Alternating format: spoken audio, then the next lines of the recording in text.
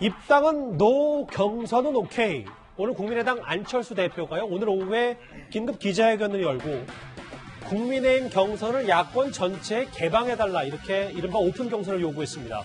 그동안의 기싸움과 무관치 않아 보이는데요. 저희가 화면을 좀 모아봤습니다. 처음부터 끝까지 안철수 대표 말씀 그만하시고요.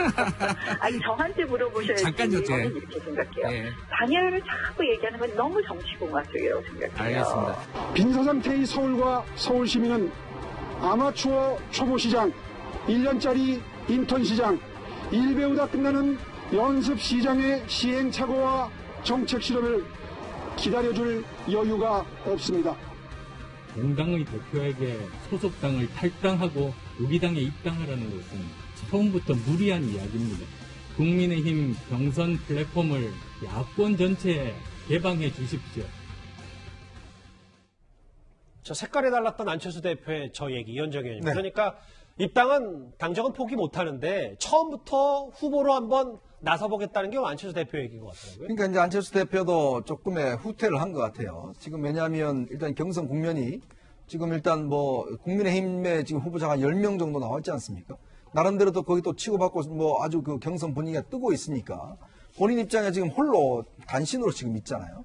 그러니까 이런 상황이 자칫하면 어떤 면에서 보면 이 컨벤션 효과라는 게 야당의 어떤 컨벤션 효과가 있기는 있으면 지금의 본인이 유지하고 있는 어떤 수위를 유지할 수 있을까에 대한 이제 우려가 있었던 것이죠.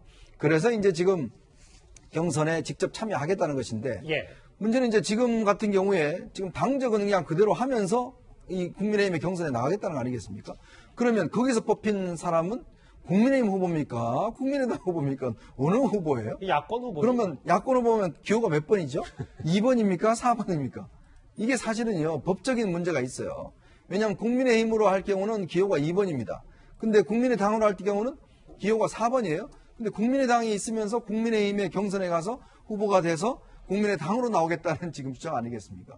아니, 그럴 바에야 국민의힘에 입당 못할 이유가 저는 왜 있냐라는 생각이 들어요. 예. 또 하나는 뭐냐면 지금 같은 경우는 본인은 혼자지만 이쪽은 여러 명이 있으니까 분산될 거 아니겠습니까? 네. 그러니까 본인이 유리하다 판단하겠죠. 이제 그런 상황에서 일단 갔는데 모르겠어요. 이건 지금 뭐 김종인 위원장이 바로 이제 거절을 했는데 아마 본인 입장에서는 지금 이제 국민의 이 어떤 단일화 이 부분에 대한 이제 명분이 자꾸 밀리니까 한 발짝 지금 더 들어간 것인데 실제로 이거는 그렇게 되기에는 여러 가지 법적인 어떤 절차상 문제가 꽤 있어 보입니다. 이준석 의원님. 뭐, 위원장 이제 말씀처럼 일단 김종인 비대위원장이 이 제안 바로 이런 제안에 거절을 했는데 김종인 비대위원장 얘기는 우리 후보부터 제대로 뽑고 단일화를 하더라도 나중에 하자. 뭐 이런 게 국민의힘의 생각인 겁니까?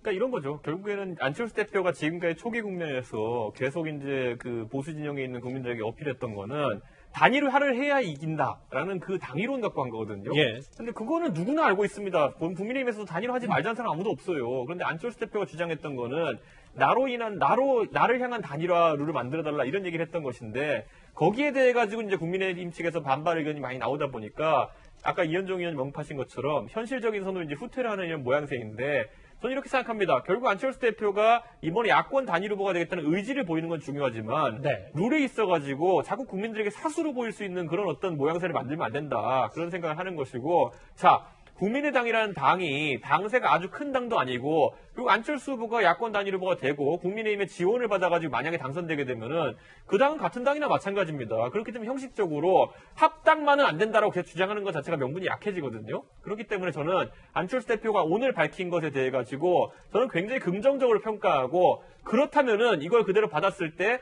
합당이나 입당을 거부할 명분도 사라진다는 것을 안철수 대표 측에서는 알아야 됩니다. 그렇기 때문에 김종인 위원장 입장에서는 만약에 이 논의가 입당이나 합당까지 갈 수 있으면 받아들일 수 있지만은 예. 그게 아니면은 굳이 이런 논의를 진행할 필요가 없다는 원론적인 입장을 내세운 것으로 보이고요. 조기에 단일화 문제가 매듭지어질 가능성이 생기는 것 같습니다.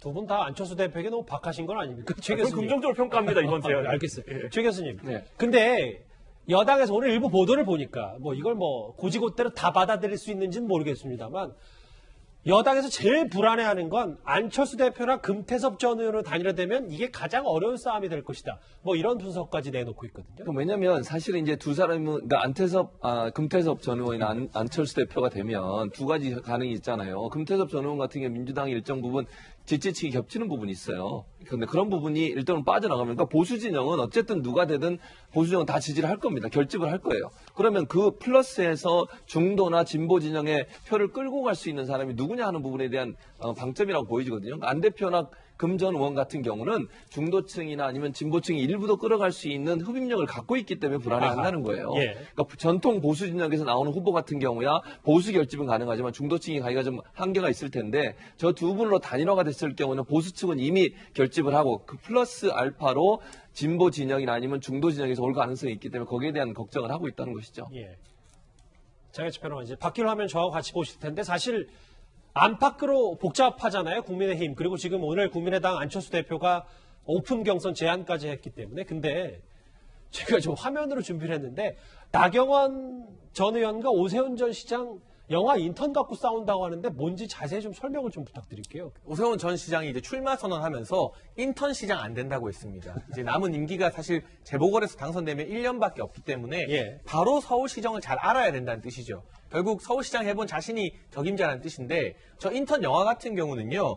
70세의 경험 많은 인턴이 30살의 젊은 CEO에게 정말 적재적소에 연륜이 있는 조언을 해주면서 회사를 잘 이끌어가는 경험을 보여주는 내용의 영화입니다. 예. 결과적으로는 인턴이라고 해도 나는 계속 정치 현장에 있었고 오세훈 전 시장은 10년 동안 정치 일선에서 떠나가 있지 않느냐. 내가 경험 많은 인턴이다. 이렇게 영화를 빗대어서 나경원 전 의원이 자신의 장점을 지금 부각시키고 있는 것인데요. 지금 이 국면도 안철수 대표를 상당히 초조하게 만들 것 같습니다.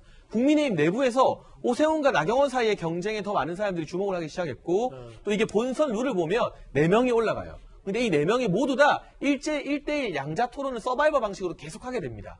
그렇게 되면 국민의힘 경선에 관심이 많이 주어지면서 오세훈과 이 나경원 외에도 또 다른 후보들이 또 국민의 관심을 받는 상황에서 바깥에 있는 안철수 대표는 상대적으로 소외될 수 있기 때문에 오늘의 이 안철수 대표의 제안이 앞으로 더 적극적으로 나오지 않을까 유추해봐도 무리는 없을 것 같습니다. 여권 얘기도 하나 짧게만 해볼게요. 이현정 의원. 네. 지난주 금요일 이현정 의원님이 딱 그 자리에서 뭐라고 하셨냐면 박영선 의원이 박영선 장관이 안 나갈 것 같다고 얘기를 했었거든요. 서울시장. 근데 좀 분위기가 뭔가 바뀐 겁니까? 저희가 어떻게 받아들여야 돼요? 그러니까 뭐냐면 사실 김동연 카드가 나온 이유가 박영선 장관이 자꾸 머뭇머뭇거리니까 이 여권 일부가에서 김동연 카드를 저는 꺼낸 게 아닌가 싶어요. 예. 그게 아마 박영선 장관을 좀 행동을 좀 부추긴 측면이 좀 있는 것 같습니다. 그러니까 박영선 장관 입장에서는 뭔가 조건이 좀 자신한테 유리하게 짜여지고 이래야지 나갈 텐데 이제 머뭇머뭇거리니까 그러면 당신 아니면 김동연 부총리 데리고 온다라고 하니까 박영선 지금 장관이 뭐 실을 띄우면서 본인이 이제 나선 저는 그런 형국으로 해석을 하고 있고요. 예. 이 김동연 부총리 행보가 참 재밌어요. 이 보면 본인도 솔직히 이제 아마 정치권에 거의 조금의 발을 들여놓으려고 하는 것 같아요. 네. 근데 문제는 서울시장 정도는 나하고는 좀 맞지 않다는 생각을 하는 것 같습니다. 그러면요. 지금 뭐 세력 교체 이야기를 하고 있어요. 오늘 이제 서울시장을 안 나간다는 명시적인 이야기와 함께 본인은 세력 교체가 필요하다는 이야기를 했거든요. 이 이야기는 지금 본인이 정치 안 할 뿐이면 세력 교체 이야기할 필요가 없습니다. 그럼요. 그런데 왜 이 시점에서 세력 교체를 이야기할까? 나는 좀 더 큰 판에서 뭔가 다른 세력으로서 아하. 교체할 거야. 즉 아마 대선을 보고 달려가는 게 아닌가 저는 그런 해석을 하고 싶습니다. 아주 짧게만 부탁드릴게요. 이준석 의원. 저는 김동연 부총리가 지금 시장에서 총선에 참여 안 하는 것은 선거에 참여 안 하는 건 간단하다 보는 게 저희보다 문재인 정부의 내부 사정을 더 잘 알고 소위 말하는 문자랄 아니겠습니까? 그러다 보니까 지금 상황에서 구조적인 문제가 여권에 있다는 걸 알고 부동산 문제라든지 이런 것들의 국면이 심화될 것이다 선거 전까지 그렇게 판단한다면은 나갈 수가 없는 것이죠. 그런 판단이라 봅니다. 알겠습니다. 4월 서울시장 보궐선거 관련된 안철수 대표 얘기 묘수일지 여러 가지 수가 악수가 될지 한번 짚어봤습니다. 이 소식 여기까지고요. 지금까지 들어온 여러분들의 목소리를 한 번씩 들어볼까요? 첫 번째 댓글 만나보겠습니다. 네. 정권 심판에 간절함을 담긴 안철수의 제안. 국민의힘은 좌고 우면하지 말고 흔쾌히 수용하라. 안철수 대표의 목소리에 힘을 실어주는 분도 있고요. 또 볼까요? 윤석열은 현 정부의 검찰총장인데 왜 야당 후보로 여당 후보와 맞게를 조사하냐. 이런 얘기를 주신 분도 있습니다. 그런데요. 장남 이중국적 위장 전입 주식 정보 의혹 비리 혐의자가 다른 공직자 범죄 수사한다고 비판하신 분도 있고요. 김진욱 후보자 말씀하시는 것 같습니다. 대통령이 본의와 다르게 말실수를 한 건데 왜 건수 잡았다고 말꼬리 잡고 물건 늘어지냐. 입양 관련 발언 말씀하시는 것 같습니다. 마지막 볼까요? 예. 대통령이 국민과 다른 언어를 쓰는가 보다 국민은 영어 쓰나요? 같이 한국어 쓰는데 마지막 댓글까지 만나봤습니다. 바로 이어서 실시간 검색어도 한번 짧게 만나보겠습니다. 예, 김진우 후보자 얘기가 있고요. 다음 나머지 지진, 오늘 호남 지방에서 어제 새벽에 또 지진이 아주 미세하지만 관측돼서 많은 분들 놀라셨을 겁니다. 다음 주제에 연관이 되어 있는데 햄지 좀 생소하실 겁니다. 다음 주제에서 바로 만나보도록 하겠습니다.